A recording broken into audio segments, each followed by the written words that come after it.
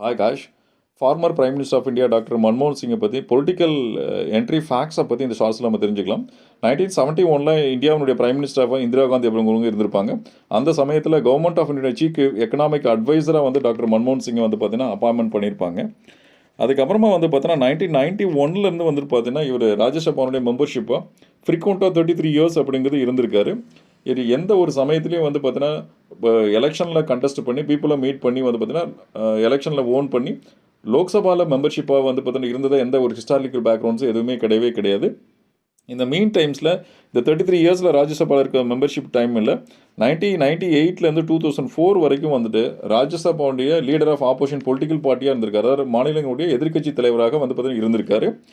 இந்த 1991 வந்து பார்த்தீங்கன்னா ஃபினான்ஸ் மினிஸ்டர், அதாவது வந்து பார்த்தீங்கன்னா உங்களுக்கு பிவி நரசிம்மராவ் வந்து கவர்மெண்ட் வந்து 1991 ஃபார்மேஷன் பண்ணியிருப்பாங்க ஐஎன்சி பொலிட்டிக்கல் பார்ட்டி ரெப்ரஸன்டேட்டிவாக.